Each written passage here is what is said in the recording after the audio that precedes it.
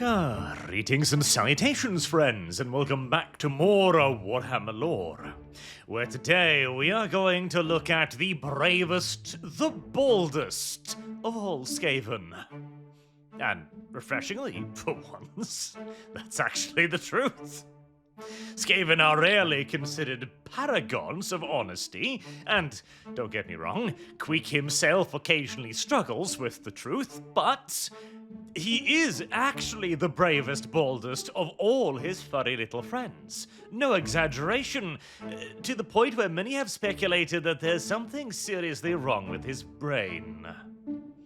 Like, for example, how Queek tends to actively seek out stronger enemies instead of doing the sensible thing of putting as many minions in between himself and aforementioned enemy.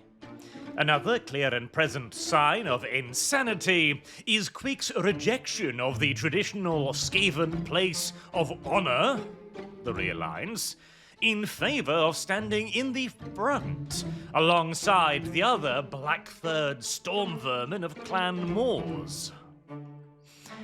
And even more puzzling is the Headtaker's absolute distaste for intrigue, for plotting, and backstabbery of any kind whatsoever. Which means that, above all of Queek's highly unskaven-like traits, stands head and shoulders the fact that he is a loyal Skaven.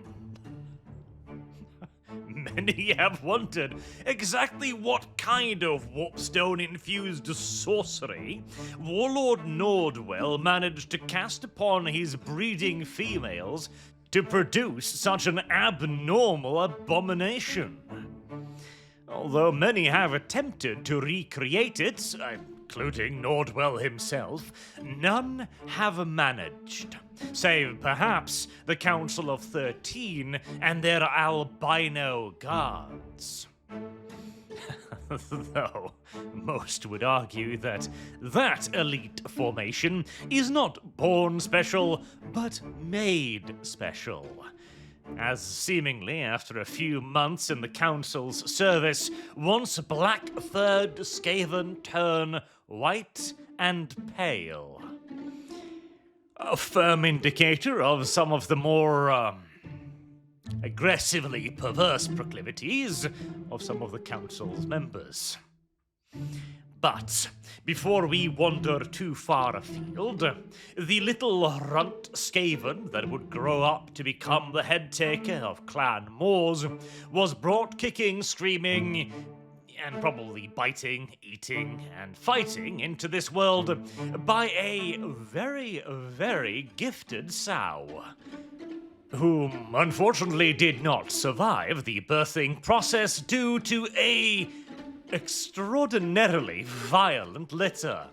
See, Clan Moors have long been famed for the sheer size and the ferocity of the black-furred storm vermin that its females produce. They have formed the basis for the clan's might in Skaven society, as it commands far greater number of these remarkable warriors than any other clan, and gave Clan Moors significantly greater combat potential, rat for rat, than any of its competitors.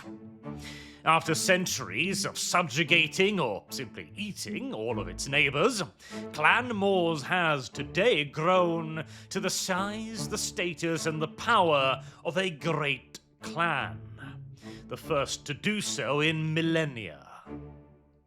But Queek's litter was abnormally huge even by Clan Moors standards.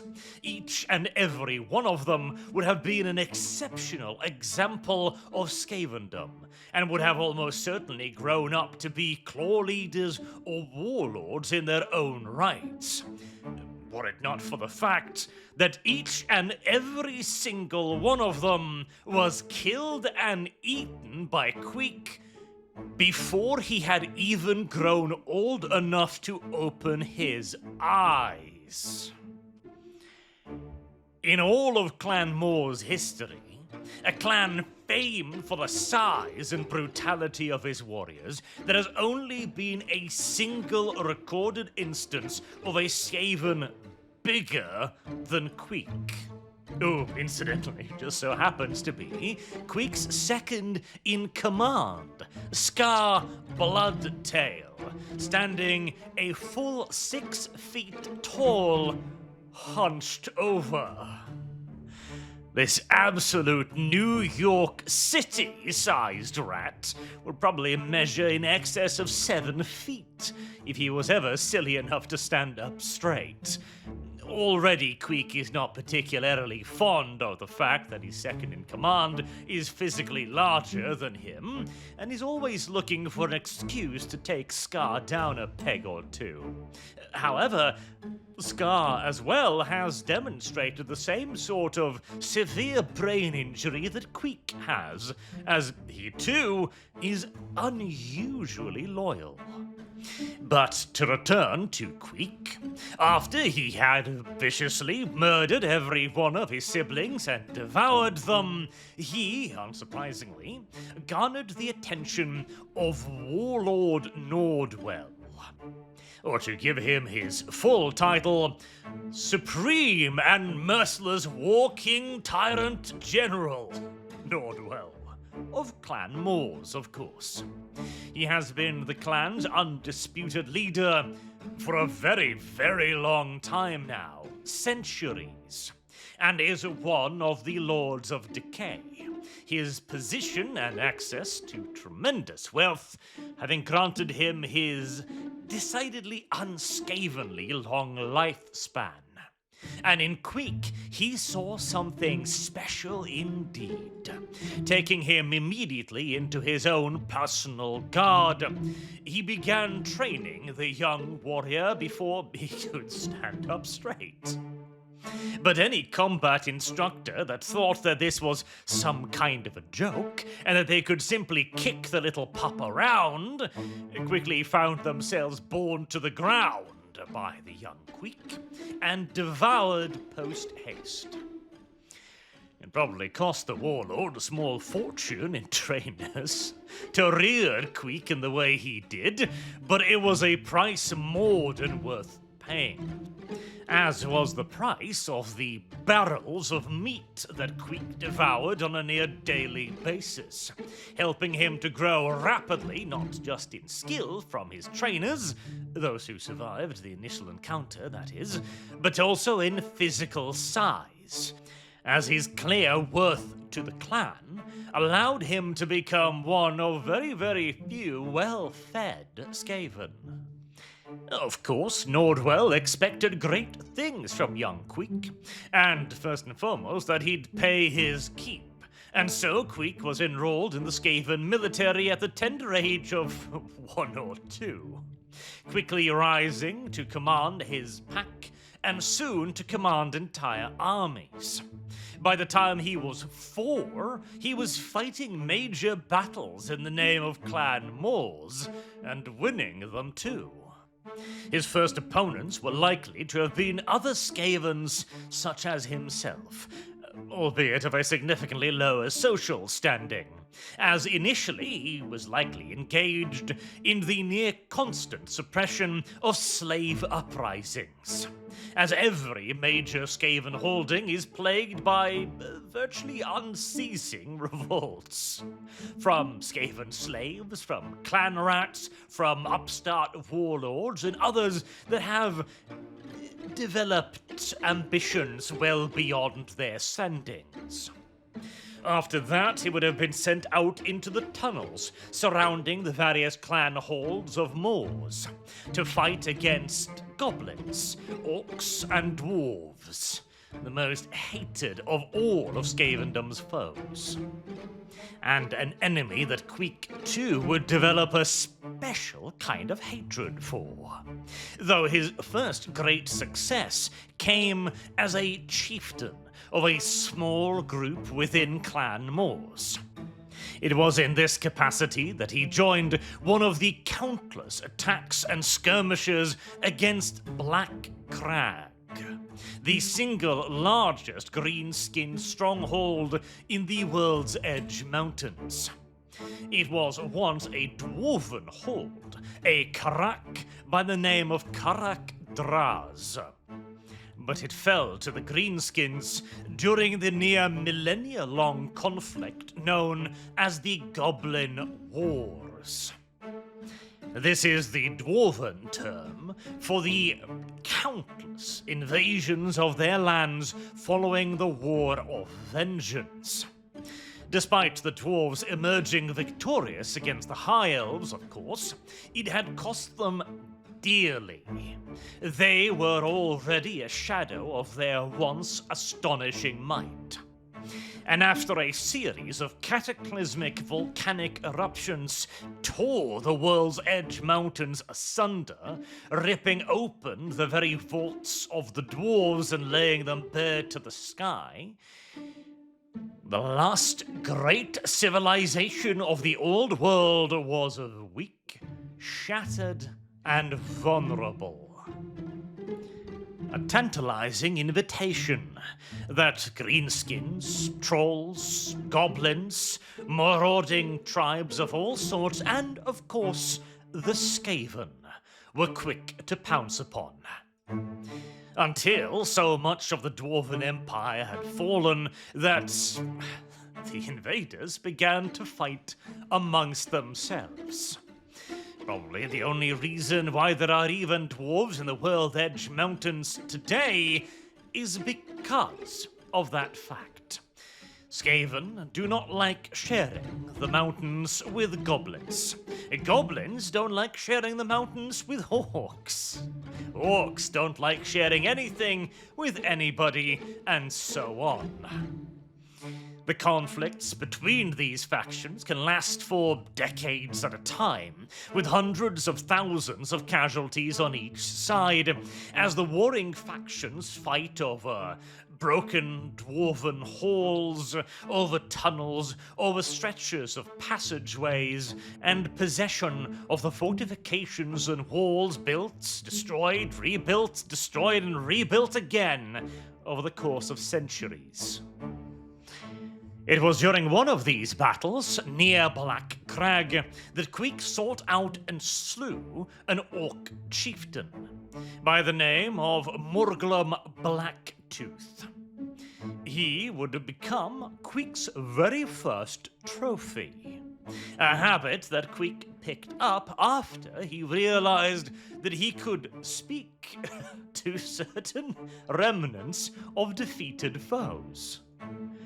Now, many at the time, no doubt, assumed that this was simply a side effect of one of the many, many, many blows to the head that Queek had suffered over the years, as speaking to the dead is not a common Skaven trait.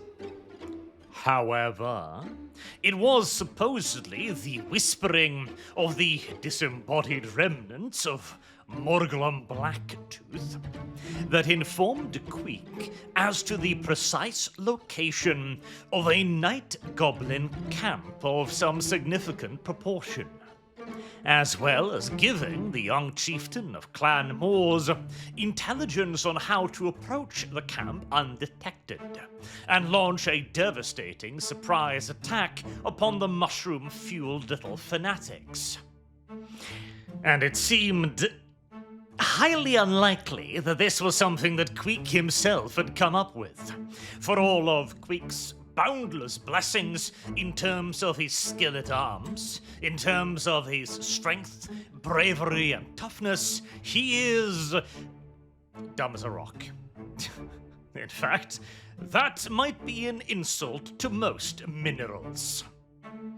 And so launching a sneak attack through a hidden passage would not be one of his usual methods.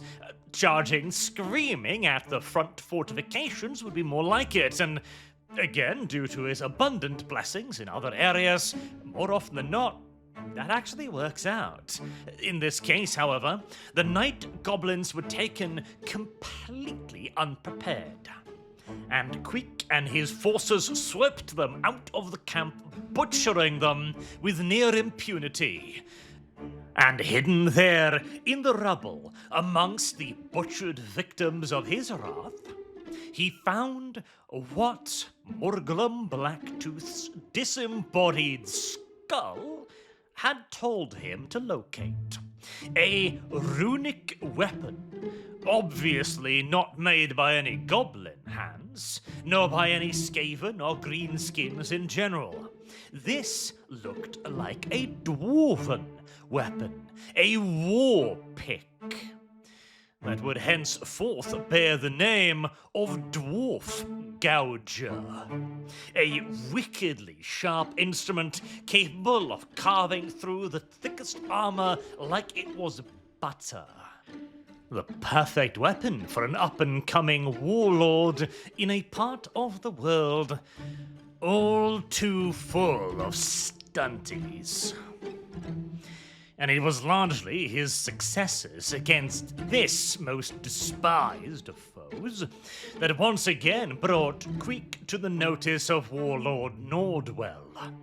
Queek led ever larger forces, both against greenskins, goblins, and dwarves, in the name of Clan Moors. This alone would be a significant achievement, and plenty to receive just reward from the warlord of Moors. But what was more remarkable still was that he never fell for any of the countless little traps and tests that the warlord laid out for him. As all proper Skaven warlords, of course, continuously test their subordinates, sending them false bribes, or misleading information, or impossible tasks, to see if they are willing to carry out any order, to see if they are willing to remain loyal even when tested. Unlike pretty much everyone else, Queek excelled in these tests. He never accepted a single bribe.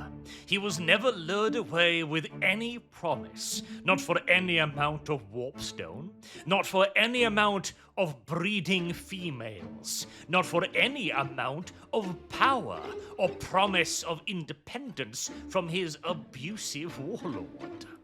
And with every test passed, Queek received yet further favors from Nordwell, rewarding and reassuring him at the same time.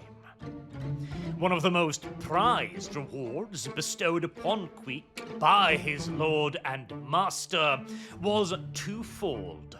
Firstly, it was Scar Bloodtail, the truly vast unit of a Skaven we talked about earlier. Almost as brutish, almost as strong, and almost as loyal as Queek himself, Scar was the perfect right paw for Queek. And aligned quite brilliantly as well with Queek's challenging demeanor. See, Queek, as all-powerful Skavens, is of course inherently dangerous, as he will take the slightest offense as a deep and personal mark on his honor and reputation, and usually react with immediate and overwhelming violence. This is, of course, completely normal within Skavendom, but what is not normal is serving a warlord who occasionally has the various severed limbs, heads, hands, and feet of defeated foes speak to him and inform him, remarkably reliably so, of anything you might have said about him behind closed doors.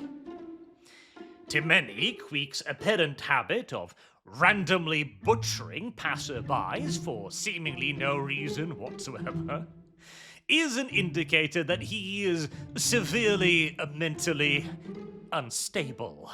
I beg to differ. The simple fact is that Queek has far more reliable intelligence than the average Skaven warlord, who has to rely upon the lies of his spies whereas Queek receives the God's honest truth from the dead. And what reason would they have to lie to him? And, whilst it is, of course, in Skaven nature to backbite one's superiors, which meant that Queek would no doubt chop their heads off rather rapidly, Scar simply isn't intelligent enough for that. If Queek is dumb as a rock, then Scar is a fossilized piece of bread, possessed of an intellect so unequivocally blunt as to be ably applied to hammer home nails. And so Scar would never speak ill of his glorious leader, never betray or backstab him, because Scar would simply never think of doing so. And the second most precious reward bestowed upon Queek Headtaker by Warlord Nordwell was the City of Pillars, the de facto Skaven capital of Clan Moors, and the once dwarven Karak of 8 Peaks. This is one of the largest and wealthiest Skaven holds in all of Skavendom. Hell, one of the largest and wealthiest holds, full stop, fought over to this day by dwarves, greenskins, and Skaven.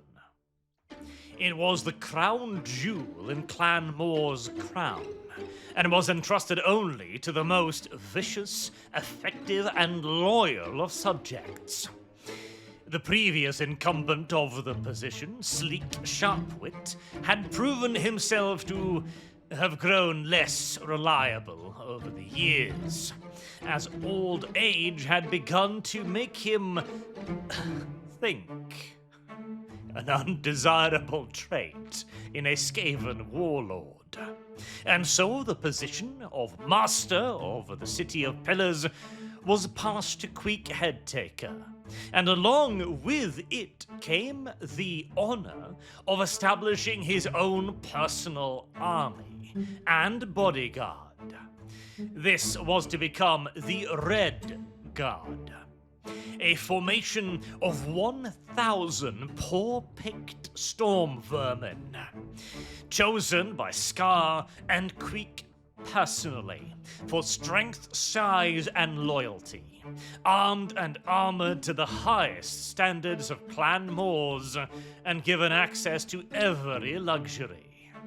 They are only slightly less unwaveringly loyal than Scar himself, although in this case not due to their lack of intelligence, but rather the simple realization that they could never possibly have it this good under anybody else.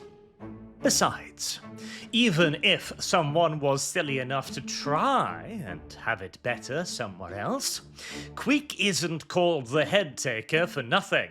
Well, in part it's because he takes people's heads and mounts them on his trophy rack, but more so as well is the fact that Queek has become Lord Nordwell's favourite executioner, as his early career, as we already mentioned, was fighting other Skaven first and foremost. This is actually some of his most valuable service to Clan Moors, as another one of his major early victories was against the warlord Ickit Scratch. Not to be confused for Ickit Claw, incidentally, as Scratch was a traitor to Clan Moors. He had taken command of the clan's holdings at Fester Spike.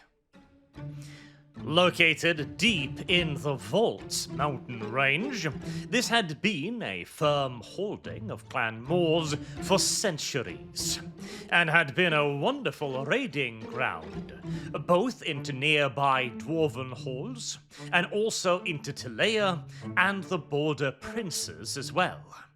It had, however, chosen to revolt against its kind and generous overlord, intending to keep its riches for itself. An inexcusable offense. One for which Ickit would pay with his very life, as Queek Headtaker led his own personal guards in a decapitating strike against Ickit's rebels, taking on and killing the rebellious warlord in single combat. Indeed, the decapitating strike is a bit of a favourite of Queek Headtaker, for obvious reasons, as he has employed it on several occasions throughout his career, taking on war bands of orcs and seeking out their leaders, taking on other Skaven warlords, and killing the opposition's commander, thus convincing the majority of the remainder to re-evaluate their loyalties, whilst there is still a modicum of a chance of some sort of mercy in enslavement. Hey, slavery may be a largely moral ill, but compared to full-scale mass executions of entire population centers, well, as they say, everything is relative. This is not to say, however, that Queek is unrivaled, undefeated, not by any stretch of the imagination. In fact, he has quite a few ongoing rivalries with several dwarf lords who have faced and defeated him on many an occasion.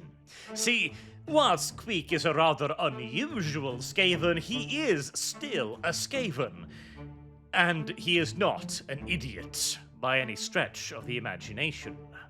He is clever, cunning, and has a well-developed survival instinct as well.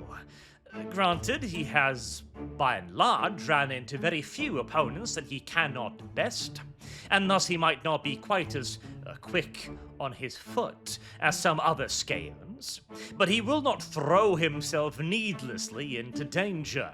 Usually, when Queek enters a single combat, it is because he knows he can win, or because he needs to do so for some greater agenda. As, well, we've insulted his intelligence on multiple occasions, but he does have a certain instinct for battles, a certain natural understanding of the flow and ebb of things. This has seen him be abused on multiple occasions as well by cleverer Skavens. At one point, for example, he was pushed into single combat with the legendary orc warlord Gorfang Rotgut, a confrontation that very nearly cost the Headtaker his life, and not one that he had sought out by himself. Instead, he had been manipulated into this position by the previous head of the City of 1,000 Pillars, the old and far more cunning Sleek Sharpwit. Now, granted, Sleek wasn't doing this out of pure malice, as he was attempting to salvage a somewhat complicated situation, including another one of Queek's failures, quote-unquote. As well, in the end, his mission objective was met, more or less, at the cost of pretty much his entire army and so on, but that doesn't really matter. And in the end, Queek got his revenge on Sleek, challenging the much older Ratkin to a one-on-one duel and not giving him much in the way of an opportunity to refuse. Sleek had seen this one coming and had dosed himself to the eyeballs with Warpstone, but it was not quite enough to overcome Queek, whom also, incidentally, after having killed everyone else responsible for the plans and the failures and so on, had an ample supply of scapegoats for the parts of his campaign that had not gone quite to plan, and plenty of glory to claim for the things that had gone well, too, including drawing the dwarves of Karak Azul out of their mountain hold and into an open confrontation with the greenskins of Black Crag. One would indeed require a rather charitable view to declare the situation and the operation as a whole as a unmitigated success, but fortunately, Warlord Nordwell has always had a soft spot for Queek, even when he has on occasion gotten entire armies slaughtered, often, mind you, through no direct fault of his own. again, Queek is not a schemer, he's not a planner, he's not a great maker of intrigues, which has led him to, on multiple occasions, be manipulated somewhat by other, less honourable members of the Skaven race. And sometimes he's just been the victim of unfortunate fuck-ups on behalf of others. Like that one time, for example, where Tankwell accidentally summoned a greater demon of corn. And again, Queek may indeed be a vociferous advocate for the idea of the decapitating strike, and the honourable rat-on, green-skinned, dwarf, man, whatever else, combat, but he's not stupid. And so, when a 12-foot tall engine of mass destruction with skin made out of molten metal emerges out of thin air, Queek quickly made himself scarce, as any decent Skaven would have done. Although the lack of guile is actually one of the primary complaints of Warlord Nordwell. See, initially, Nordwell had viewed Queek as his protege. He was clearly an accomplished warrior, and whilst it would be a bit of a stretch to call him a gifted strategist, he did at least possess some form of innate low cunning on the field of battle. And Nordwell wasn't getting any younger. He was looking for a successor, someone to take over in case he himself suffered a sudden and lethal bout of back pain. Always a risk for any Lord of Decay, that. But Queek just didn't quite have the intellect required for that kind of a position. He was a utterly uninterested administrator at the best of times, largely leaving the running of City of Pillars to whomsoever claimed to be able to do the job. He disengaged near entirely from local politicsing and engaged himself only on the absolute most minimal layer of hunting down traitors and spies occasionally when it came to, intrigue. He never plotted against Nordwell, as far as Nordwell could tell, but that was also kind of the problem. He never plotted against anyone else, either. If he had a problem with another Skaven, he'd simply just hunt them down and kill them, which works pretty well for a local warlord with Nordwell's favor, but wouldn't work out very well at all at the highest level of Skaven politicking in Skaven Blight. And no matter how much Nordwell tries to get Queek to engage in any of this, he just doesn't. Nordwell has probably dispatched assassins to kill Queek on multiple occasions. He's probably paid people to rise up against him. Nordwell has probably organized more plots against Queek, his position as master of the City of Pillars, his very life, and all of his friends in the Red Guard, more so than any other individual in Skavendom. If you look up the total amount of times that somebody has put Queek in mortal danger, I am willing to bet that Nordwell ranks at the very top of that list. And most of it is out of kindness, a form of Skaven kindness, granted, but a form of kindness nevertheless, as he is attempting to teach Queek a lesson that if he wants to live, he's going to have to start playing the game. The only problem is that every time somebody has tried to kill Queek, he has either eaten his attacker, or his ludicrously loyal bodyguard has gotten in the way. And, see, normally, the term bodyguard is a bit of a complicated title for a Skaven, as the only body they'll ever be guarding is their own.